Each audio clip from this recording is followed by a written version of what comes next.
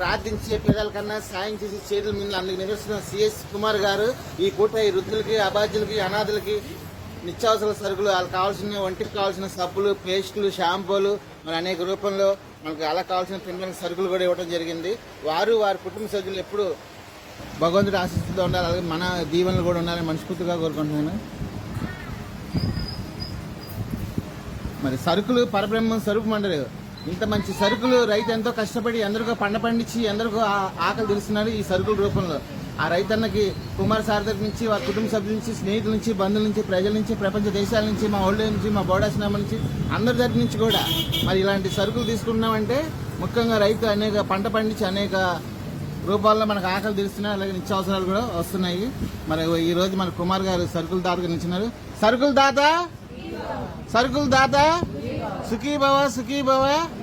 మీ దీవెనలు, మీ ఆశీస్సు, మీ బ్లెస్సెస్ తప్పకుండా ఉండాలి కుమార్ సార్ గారి మనస్ఫూర్తిగా కోరుకున్నాను. సిఎస్ కుమార్ సార్ గారికి సరే జన సుఖనోభావంతో అందరూ బాగుండాలి, అందులో మనం ఉండాలి. సదా ఈ వృద్ధులకి సేవాభావం, మాతృదేవోభవ.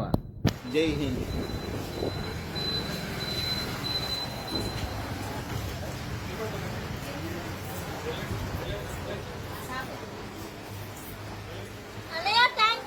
అలాగే కుమార్ సార్ గారికి థ్యాంక్.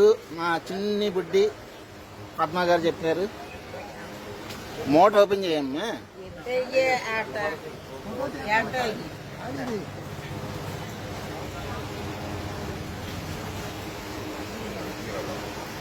మరి మా మాతృదేవ 3 పూట్ల కట్టుకుంటే భోజనం చేస్తున్నారంటే, నిత్యావసరాల సరుకులు తీసుకున్నారంటే దానికి స్పందిస్తున్న ప్రజలు ఒక గొప్పతనం.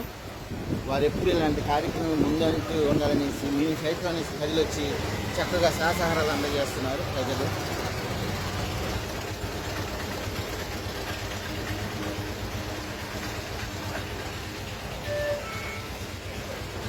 ఓకేనమ్మా, ప్రజలు అనేక రూపాయలు తెలుసుకొని మనకి ఎక్కడ ఉన్న ఆశను తెలుసుకొని ఇవ్వడం జరుగుతుంది.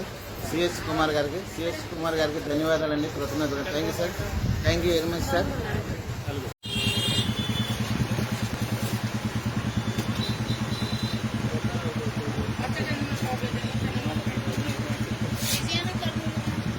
చేసేది